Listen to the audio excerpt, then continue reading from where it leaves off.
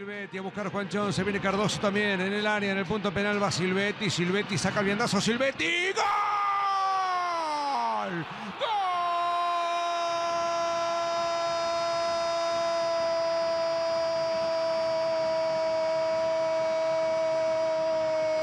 ¡Golazo de Newell's! Combinación está la Hola, muy buenas a todos. Hoy estamos con Fernando David Capobianco. Lo primero de todo, David, quería preguntarte qué tal estabas. Bueno, ¿qué tal, Martín? Bueno, buenas noches allá en España. Todo tranquilo. Acá estamos en Rosario, una tarde lluviosa, recién aproximándose el calor en Argentina. Y bueno, lo primero que te quería preguntar antes de pasar con las preguntas y todo, era si podías presentarte y contar un poco quién es Fernando Capobianco. Bueno, soy Fernando Capobianco, recientemente cumplí 42 años, vivo en la ciudad de Rosario, la ciudad de Lionel Messi, donde nació Leo.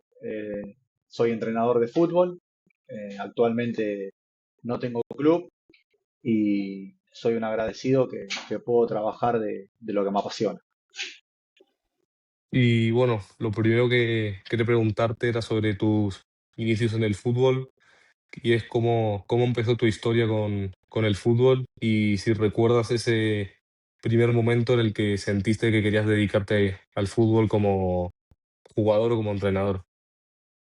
Bueno, el amor por el fútbol, para el que es argentino, siempre en un 90% de las personas nace de muy chico, empezando, bueno, por mi papá, que era muy futbolero, después, bueno, los amigos del barrio, los amigos del colegio, Mm.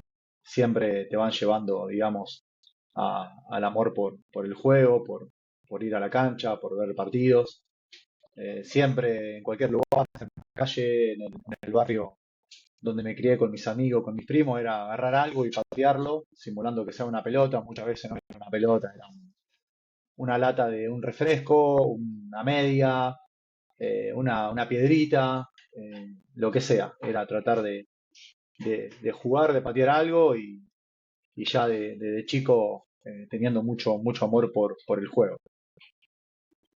¿Y qué fue lo que te llevó a convertirte en entrenador? ¿Fue algo que tenías claro o algo que se fue dando progresivamente? No, a ver, siempre estuve ligado al fútbol, por ahí no jugué de manera profesional acá en Argentina, jugué en muchas ligas acá de la provincia, en muchos clubes de mi ciudad, en Liga Rosarina. Tuve la suerte de estar en Perú también, en primera división entrenando, luego tuve una lesión, llegué a jugar un solo partido amistoso, me volví acá al país, empecé a jugar en Argentino de Rosario, un club que también después trabajé como entrenador, y me fui a jugar a España, a una segunda catalana, en este caso en Barceloneta, y ya un poco ahí la estadía en España me fue como un poco despertando el amor por ser entrenador. Siempre tenía y supe que quería esto, pero bueno, ahí ya en los tiempos libres me iba a ver entrenar al español de Pochettino, me iba a ver entrenamientos del Prat, del San Andreu, del Europa, eh, con esa ilusión también de quizás generar algún contacto para que me prueben como jugador, pero hablando con los entrenadores todos y la verdad que ya empecé como un poquito más a analizar y a pensar el fútbol. Después eh, sentía que el camino para ser entrenador ya estaba iniciado. ¿Y cómo fue tu formación como entrenador? ¿Dónde te preparaste y qué aprendizajes te marcaron más en ese proceso? Bueno, arranqué con 28 años. eh, ya en España, cuando estuve jugando ahí en Barceloneta, empecé como a ayudar a una forma de pasante a la categoría que entrenaba anterior a nosotros, que era cadete o no recuerdo bien si era primer año infantil o segundo, viste que en España se divide Sí. ahí. Eh, Y bueno, después aquí en Argentina arranqué en Liga Rosarina, pasé por muchos clubes acá, trabajando con chicos de 12 años hasta 20. Tuve la suerte también de trabajar al poco tiempo de iniciar este camino a nivel profesional en una tercera división del fútbol argentino como segundo entrenador. Luego también con una especie de pasantía en Newell, donde luego ya me planté y el club, digamos, que, que supe iniciar las bases ahí como entrenador, y sobre todo también por una charla que tuve con Marcelo Bielsa. Tuve la suerte de hablar con Marcelo, le mostré las cosas que hacía, cómo eran los análisis. Me acuerdo que en esa época él estaba en la selección de Chile y hubo una frase que me dejó despertando en el inconsciente cuando me dice: vos vas a hacer lo mismo que hacía yo a tu edad, dice, tenés que hacer el curso de entrenador, pero primero te recomiendo que hagas el profesorado de educación física para que te dé una base pedagógica. Así que bueno, ese fue como el gran motor. Imagínate que a la persona, uno que tiene como espejo, ídolo, no sé cómo llamarlo, le dice eso, como que le da un envión y un empuje a luchar por sus sueños. Y luego fui trabajando diferentes niveles, tanto a nivel nacional como internacional. Y si tuvieras que definir tu idea de fútbol en una sola frase, ¿qué frase sería? Bueno, muy buena pregunta, pero para mí el fútbol fue y será algo muy importante en, en mi vida. Yo considero que el fútbol como deporte, como juego, es una pasión que se transita en el trabajo, eh, que no es solamente entender de táctica o de técnica, sino también de psicología y de aspecto organizativo, de cómo saber manejar un grupo de personas y gestionar justamente en esos egos, en esas distintas personalidades, un equilibrio emocional. Y sobre todo, siempre, pero siempre, eh, un dogma que tengo yo es hacer sentir a los dirigidos que uno es auténtico y que no pierdan la pasión por el juego. Y bueno, has trabajado en países muy distintos como India o como Venezuela y quería preguntarte qué diferencias culturales y futbolísticas encuentras entre estos lugares. Bueno, cada país tiene sus propias costumbres, como bien dijiste vos en este caso. En Venezuela, en India, donde también tuve la suerte de trabajar en un corto periodo, eh, Sí, del tema de la comida, desde la personalidad de los jugadores, de respetar quizás la parte de la religión de cada uno, como, no sé, hay jugadores, por ejemplo, en India que faltaban a entrenar 3 o 4 días porque tenían que ir a convenciones, digamos, religiosas de diferentes ramas de las religiones que ellos tenían ahí y adoraban a cierta gente y tenían que faltar a entrenar un par de días. Y bueno, eso por ahí me tuve que ser un poco flexible y saber que era parte de la idiosincrasia de ellos. Como también en Venezuela, el tema de rezar antes de los entrenamientos, posterior al entrenamiento, antes de los partidos. Por ahí es un poco más parecido a la parte occidental nuestra, el tema de la religión, pero siempre respetando también el tema de la comida. Eh, por ejemplo, en India me parecía chocante que, no sé, jugábamos a las 2 de la tarde y que a las 12, 11:30 del mediodía, los jugadores almuercen lentejas con garbanzos, papas y esa comida picante, y ellos ya estaban acostumbrados, hacían la digestión y a las 2 horas estaban por ahí jugando con 40 grados, que quizás, no sé, mm. más aquí en Argentina o en Venezuela, la misma España, no sé, van más a las bases de las pastas y bueno, cada lugar tiene su propia eh, su propia, digamos, idiosincrasia con el tema de la alimentación. Y a lo largo de tu carrera, ¿has tenido la oportunidad de conocer o interactuar con alguna figura reconocida y que te haya marcado? Si podrías mencionar alguna. Sí, como te comenté anteriormente, creo que en el comienzo de la charla, el tema de Marcelo Bielsa, que Mm, sin dudas es un espejo o una inspiración para que hoy estemos sentados acá hablando de esto, o quizás estuviéramos sentados pero hablando de otra cosa. Después, bueno, sí, Arrigo Sacchi, también tuve la suerte de conocerlo. Siempre me gustó el Milan de los años fines del 88, 89. Ese Milan que ganó las dos Champions, el pressing total, el 4-4-2. Eso también fue un poco despertando el interés por ser entrenador. Tuve esa suerte de charlar con Arrigo en su hotel ahí en Milano Marítima, cerca de Venecia, ahí en el norte de Italia.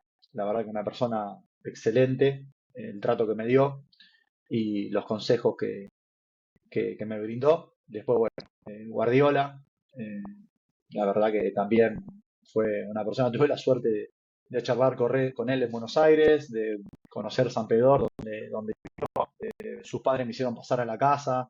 Yo en una época era, como dicen ustedes, muy friki de todo eso y le caía a la casa a los padres. Tengo un libro firmado de la biografía de Guardiola, que me lo firman los padres. sí, eh, y cuando yo estoy con Pep en Buenos Aires, en un hotel, él me firma el libro también, pero no me lo firma como Pep Guardiola, el técnico que ganó todo. Él, al estar la firma de los padres, él me pone abajo el hijo de mis padres para Fernando Pep Guardiola. Así que bueno, sí. eso fue un dato a color que me pareció muy, por ahí muy, no sé cómo decirlo, muy humilde de su parte. Y actualmente me gusta mucho, bueno, De Servi, ya lo seguía del Foggia, de Italia, cuando estaba en el ascenso, Xavi Alonso, el Cholo Simeone, eh, también muchos técnicos acá de Argentina, por ejemplo, Gabriel Heinze, que bueno, que está radicado ahí en el Madrid, pero la verdad que son muchas las personas importantes del fútbol que tuve la suerte, gracias a Dios, de tomar consejos y de charlar sobre este deporte.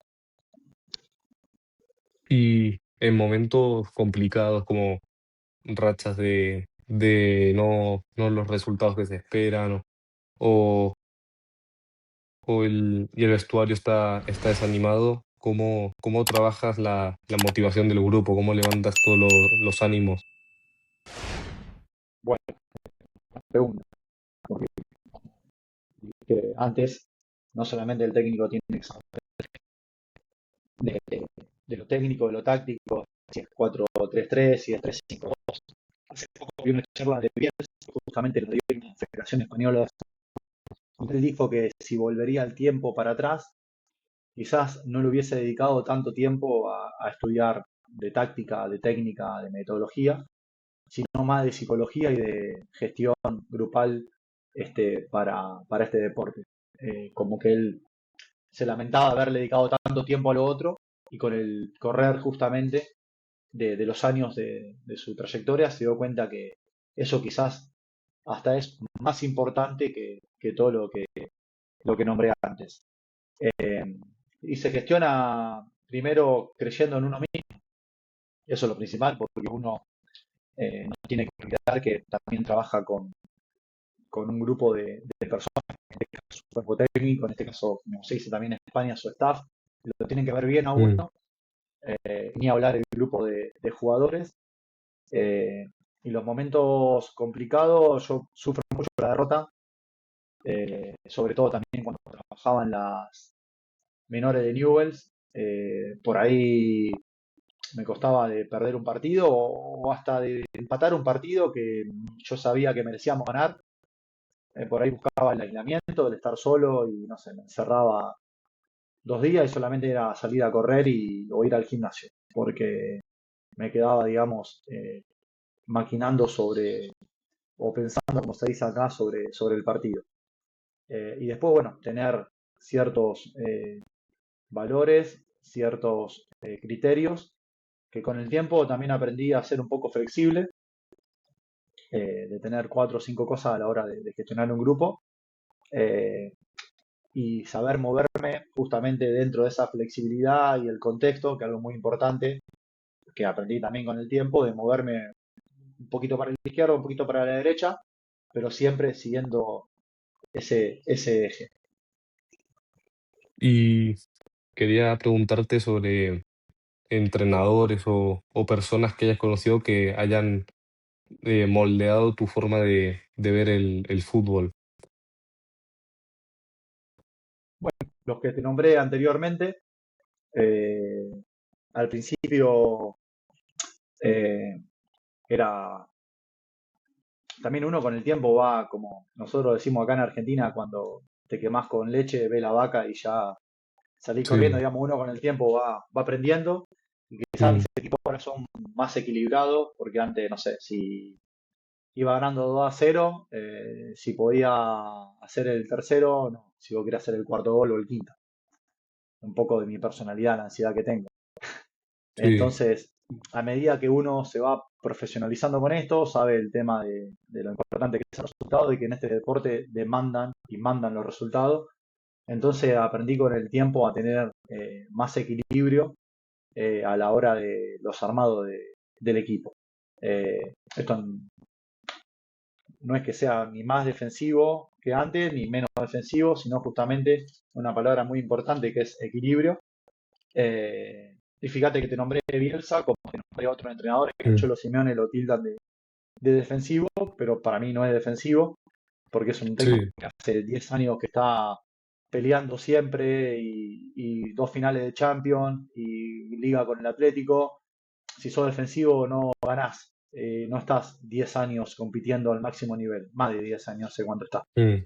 Y obviamente este es un juego donde se ataca y se defiende, y, y la forma muchas veces en la que uno ataca va a determinar de la forma que uno defiende.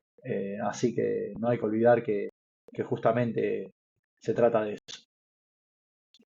Y volviendo a la parte del control del vestuario, siempre hay personalidades fuertes. ¿Y cómo haces para manejar los egos y mantener el equilibrio del equipo? Bueno, yo creo que primero mostrándose uno auténtico, eh, de manera, como en la presentación a un grupo, de mostrar y decir las bases, los ejes de conducción, cómo van a ser. Y después también creo mucho en la charla individual con el jugador, eh, de juntar a los capitanes, de hablar con ellos. Me ha pasado en India, en Venezuela mismo, donde, bueno, en Venezuela me tocó un tema de dos jugadores que estaban a nivel primera división, que estaban peleados, pues yo Sí, llego y veo que los entrenamientos, aparte, posicionalmente juegan, no voy a decir, porque pueden ser dos defensores, dos mediocampistas, pero juegan al lado, sí, y veo que no le pasaba la pelota, o cuando uno tenía la pelota, el otro no le marcaba la diagonal porque no sabía qué pasaba, no sabía. Investigo, bueno, hubo un problema, tenía un problema con los dos, los hice hablar mm, y dejé en claro que lo más importante era del grupo, que muchas veces también uno donde trabaja no es amigo de todo, ni mucho menos, pero a la hora de trabajar, de currar, como dicen ustedes, hay que tirar todo para el mismo lado. Creo que me gané el, el respeto de los dos y de lo que siguió de la temporada se manejaron de una forma muy profesional ambos. Eh, Creo que ante todo la comunicación, una palabra muy importante para resumir un poco de lo que me preguntaste vos antes. y bueno, hablando precisamente sobre la comunicación y la psicología, ¿qué, qué papel dirías que juegan? Es decir, si, ¿qué es lo que realmente marca la diferencia entre un equipo y otro, tú dirías? El espíritu competitivo, que está bien, es de acá, Mm. tiene que ser muy, muy nato, muy, digamos, propio de cada jugador de tener esa, ese corazón, esa garra, ese espíritu eh, de afrontar los desafíos. Hoy por hoy la mayoría de los equipos trabajan con psicólogos, con coaching, y creo que es algo fundamental y también sobre todo para el grupo que comandan los equipos, en este caso los entrenadores, preparadores físicos, porque si uno está desalineado o no está cómodo con la situación, todo lo otro puede salir, pero tarde o temprano el castillo se va a caer. ¿Y cómo haces para manejar la presión personal y del entorno cuando estás al frente de un equipo? ¿Cómo haces para eso, para controlar la presión de todo el equipo estando tú al frente? Primero, justamente, como te digo, creyendo en las actitudes y en las aptitudes propias, eh, Mm. porque sabemos que es parte de esto, que cuando ganan, ganan todo, pero cuando pierden, siempre es culpa del entrenador. Y eso es algo que lo tengo claro y no pienso ni, ni cambiarlo, porque en la buena todos salen en la foto, después en la mala siempre el entrenador es el cable fusible, es el fusible para sacarlo, para cambiarlo, que si no va, que si esto. Y después, bueno, en uno hacerse fuerte, tener esa coraza y uno mismo sabe que cuando las cosas no se pueden cambiar, eh, de saber dar el paso al costado, que también creo que el hombre y muchos entrenadores saben que por ahí cuando el grupo o no emana la misma energía con ellos, tienen que dar un paso al costado, porque tanto puede ser favorable para a nivel colectivo como a nivel individual para cada uno. Y bueno, has estado entrenando en muchos países como estuvimos mencionando, y si pudieras llevar algo del fútbol latinoamericano o el fútbol de Argentina a cada país donde has trabajado, ¿qué llevarías? Bueno, yo acá en Argentina estuve, como te dije, en varios lados, de nivel amateur a profesional, Mm. jugadores juveniles, amateur y profesionales, pero fíjate que te dije muchas características, pero hay algo que emana un eje común en cada jugador, como que hay un biotipo, que es el espíritu que tiene el jugador argentino. Eh, esas ganas de sobreponerse, esas ganas de, de decir de no esconderse cuando las cosas van mal, sea un chaval un chico de sub 17 sub 15 tiene por ahí en más, menos medida, pero es igual el temperamento de un jugador de primera división. Es un poco lo que caracteriza al jugador acá argentino. Por lo menos de mi experiencia, noto que eso es un papel fundamental en cada jugador. Y bueno, tú estuviste entrenando en el torneo Cantera América con Newell's y trabajaste con chicos que hoy en día están destacando, sobre todo Matteo Silvetti, que fue la figura en el Mundial Sub-20 que terminó esta semana. ¿Y qué te deja ver eso? ¿Qué te deja ver eso del proceso de formación y de cómo estás trabajando en ese momento? Bueno, eso fue en el año 2023, justamente esa categoría 2006 de Newells, hoy por hoy prácticamente media reserva, medio equipo digamos, medio equipo del juvenil división de honor, por este caso, así Mm. que compararlo con ustedes, es de ese año. Tuvimos la suerte de ganar el torneo Cantera de América, saliendo invictos y ganando todos los partidos con equipos como Peñarol, aparte fue una seguilla total de partidos. Jugamos un sábado con River, le ganamos, y el otro día con Sí. Peñarol, ganamos también 3-2, un gol de Toto sobre la hora. Alianza Lima, Olimpia Paraguay, Gremio Brasil, que hizo el gol Mm, Valentino Acuña, que también estuvo en el último mundial. Y la final justamente con la selección de Panamá, que al jugar con nosotros en mayo, en septiembre estaba jugando, creo que en Indonesia, fue el Mundial Sub-17. Así que fue una experiencia muy buena para los chicos. El Toto lo aprovechó. Creo que las actuaciones que tuvo lo han llevado a saltar rápido a la reserva, porque posterior al torneo ese fuimos a jugar el torneo de Criciúma de Brasil, donde salimos tercero. Tuvimos la suerte también de ganar la Gremio de nuevo, un gol de Toto.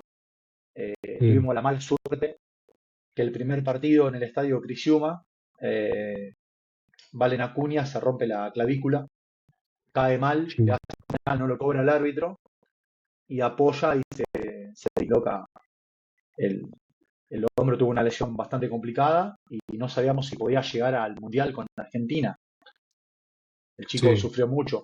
Estamos hablando de chavales de 16 años. Así que bueno, tuvimos que hacer había una condición terrible porque primero siempre está la persona antes que el jugador. Pudo llegar al Mundial, pero bueno, se perdió el resto del torneo. Y bueno, y la verdad que verlo a Toto en el último Mundial Sub-20, hoy en el Inter Miami con el Messi, la verdad que a uno lo llena de orgullo. Como también muchos chicos que no llegaron por hoy están dedicándose a otra cosa, jugando en otro lugar, que uno te mandan un mensaje o uno se encuentra en la calle, te saludan. Creo que eso es lo gratificante para esta profesión. Y cuando piensas en el futuro, ¿qué te gustaría que los chicos que entrenas o que has entrenado dijeran de ti como entrenador y como persona? Primero que haya dejado valores, eh, valores para, para su, para su vida. Eh, a los chicos uno sabe las tentaciones que están cuando por ahí agarran su primer contrato, esa edad clave, 16, 17 años, 18, que empiezan con el tema de la nota, porque es algo que pasamos todo eso, y hablarlo y tratar de marcar el camino. Eso era, soy muy insistente e intenso con eso, porque bueno, creo que agua y aceite no se puede. Si no te digo que el jugador no salga a divertirse con su amigo o que el día de mañana o que es una noche libre y quiera comer algo, pero saber los momentos donde uno puede hacer esas cosas. Y eso se lo tienen que enseñar justamente en la etapa de formación porque muchos casos, acá en España, en Italia, en Estados Unidos, que eran cracks en divisiones inferiores y por esas cuestiones que uno las minimiza, no se pueden tener en primera división y hoy están jugando, están este, haciendo lo que tanto quieren. Entonces uno trata de inculcar eso y después, como te dije, que a uno lo recuerden y que le haya dejado algo. Creo que eso es gratificante. Y por último, quería preguntarte si pudieras darle un consejo al Fernando Capobianco de cuando empezaba a entrenar o empezaba en el fútbol, ¿qué consejo le darías? Si yo me tengo que ver atrás, hace 15 años, Sí, eh, sí, que sea paciente, porque aprendí, me cuesta, soy muy ansioso, pero aprendí con el tiempo a saber que muchas cosas no dependen de nosotros en esto. Como por ejemplo estos momentos, estos tiempos que uno está por ahí sin trabajo, o que se caen propuestas, de saber que muchas cosas, por más que uno sea insistente o que apriete, si tiene que llegar, llega y tiene que ser lo mejor. Y le diría a ese Fernando que el camino, que siga, que siga con esto, que es difícil, es muy difícil, pero que si él tiene la determinación y la convicción de saber a dónde quiere llegar, eso lo va a terminar depositando en ese lugar tan preciado. Bueno, Fer, eso ha sido todo. Muchísimas gracias. Es un privilegio tener a un referente del fútbol, alguien que forma a jugadores que estamos viendo hoy en la élite. Y bueno, quería agradecerte, además preguntarte si querías decir algo para cerrar. Bueno, desde ya gracias a vos, Martín, y a la gente que te escucha. Y estuve viendo varias entrevistas, la verdad que muy interesante tu modalidad de orador y en este caso se puede decir de periodista. La verdad que muy bien, me sentí muy cómodo. Y nada, que un poco para la gente que está escuchando esto, que se dedica al fútbol, que es abogado, que es jugador de tenis, lo que sea, que bueno, que nunca dejen de creer en sí mismos, eh, que se apoyen en la gente que verdaderamente los quiere, que son cuando las cosas no salen los que están ahí con uno, espalda con espalda. Porque cuando las cosas van bien, ya sabemos cómo es la cosa, eh, y que somos todos buenos, pero cuando las cosas van mal y verdaderamente eh, no salen, hay que apoyarse en esa gente y hacerse fuerte juntos. Bueno, muy buen consejo, Fer. Muchísimas gracias por todo y te deseo lo mejor. Bueno, Martín, muchísimas gracias y bueno, te mando un abrazo y hasta nuevo contacto.